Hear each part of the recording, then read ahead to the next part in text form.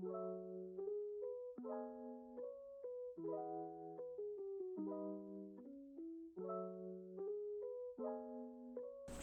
guys, balik lagi sama gua Bang Relix.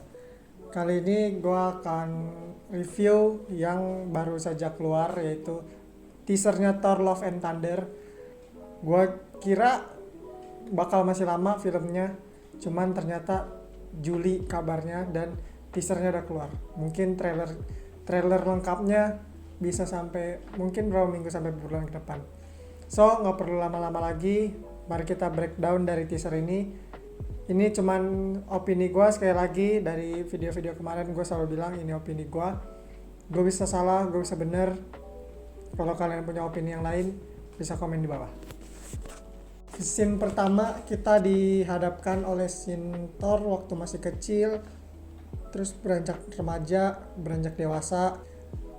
Dia di scene awal bilang kalau misalkan dia menjadi superhero itu karena tanggung jawab dia, dan itu dia keinginan dia, dan akhirnya tercapai. Sampai pada akhirnya palu dia yang baru, yang senjata dia yang baru, Stormbreaker, dikubur. Dia bilang di sini tuh kalau misalkan kedudukan dia sebagai superhero itu sudah selesai. Saatnya dia mewujudkan apa keinginan dia selanjutnya. Di scene selanjutnya kita lihat bahwa si Thor ini udah, pertama matanya udah bener, matanya udah nggak beda sebelah. Pertamanya kan dikasih roket kan, yang mata aslinya kan emang biru, cuman mata sebelahnya coklat dikasih roket.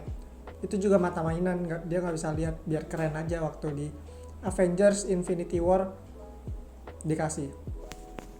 Terus scene selanjutnya, scene dimana Thor bekerja keras untuk ngurusin badan lagi. Yang seperti kita tahu kalau misalkan di Endgame, Thor bener-bener di nerf, Thor bener-bener cupu banget deh di Endgame. Di scene terbagus Thor itu ada di Thor Ragnarok sama Infinity War. Di Thor Endgame pas dia udah jadi gendut, udah kacau. Gue gak bisa komen, pokoknya di Endgame dia jelek. Tapi di Thor Love and Thunder ini terlihat dia udah balik lagi seperti Thor yang kita kenal. Dia udah balik, badannya udah bagus lagi. Dan yang membedakan adalah kostumnya. Kostumnya gue bilang keren banget, kostum barunya bener-bener epic. Kita nggak tahu itu kostumnya dia bikin lagi mungkin di New Asgard. Dan di New Asgard kita lihat kalau misalkan di Endgame New Asgard masih kayak tempat pencarian ikan, tempat pencarian nelayan. Kalau misalkan sekarang New Asgard sudah menjadi bagus, sudah maju, teknologinya udah keren-keren. Di mana semua Asgardian di situ, God of Galaxy di situ. Di film Thor Love and Thunder ini kan berarti dia collab sama God of Galaxy. Seperti yang kita lihat ada Peter Quill, si Chris Pratt, ada Mantis, ada Drax, ada orang-orang God of Galaxy deh. Sampai akhirnya scene dimana di teaser tersebut mereka perang tapi Thor malah jalan ke belakang. Thor sama Korg yang nemenin dia dari Endgame, dari Thor Ragnarok, dia udah sama-sama Korg terus sampai akhirnya kemanapun Thor pergi Korg ikut. Thor menjadi bajak laut, Thor pergi ke kutub. Kita belum tahu dia mau ngapain karena teasernya baru sepotong seperti itu. Di scene selanjutnya kita lihat bahwa ada Zeus dan markasnya. Mungkin itu bisa menjadi villainnya ataupun bisa menjadi temennya juga. Tapi feeling gue bakal menjadi villain di awal, terus musuh di awal, musuh di awal, teman di akhir. Biasa kan kayak film-film superhero lainnya ya kayak gitu. Yang dewa-dewa pasti awalnya jadi musuh, ntar jadi tim lagi. Itu opini gue seperti itu. Terus yang bikin gue kaget adalah Jane Foster aka Mighty Thor, dimana kita sudah lihat kalau misalkan Thor yang cewek sudah muncul dan Mjolnirnya, menurut gue itu Mjolnir dari bekas pecah dari Hela karena bentukannya kayak kayak retak-retak gitu, terus disambungin lagi. Nggak tahu, mungkin misalkan bisa jadi timnya Asgard yang benerin, atau si Mighty Thor-nya Jane Foster yang benerin menjadi palu yang layak lagi, menjadikan Jane Foster sebagai dewa petir. Seperti yang kita tahu kalau misalkan di film Thor yang kedua kan Jane Foster itu ada reality stone di darahnya.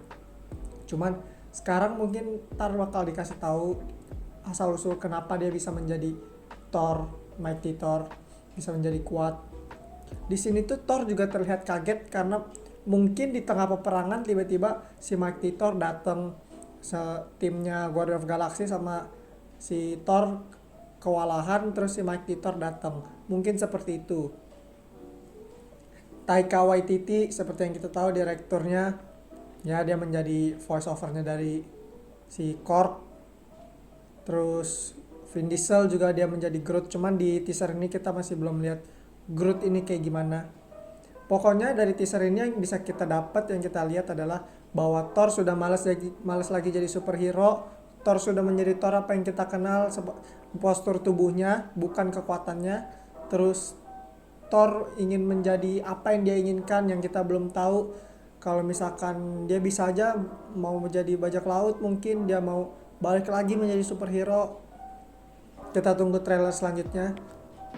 Mungkin ini bakal menjadi film yang ditunggu-tunggu orang setelah Doctor Strange Multiverse of Madness.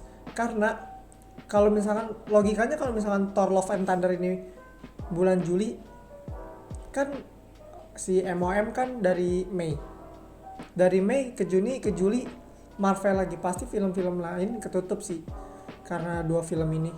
Cuman ya dari Love and Thunder ini kita masih bisa lihat trailer selanjutnya bakal kayak gimana, dan kita nantikan saja. Untuk sekarang segini dulu, mungkin kalian punya opini lain.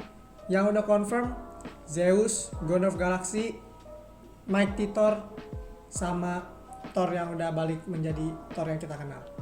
Oke, kalau misalkan kalian punya rangkuman yang lain, kalian punya opini lain, kalian punya teori-teori lain tentang film Thor Love and Thunder ini, silakan komen, ntar akan gue baca dan akan gue balas jika gue bisa. Terima kasih, bye bye.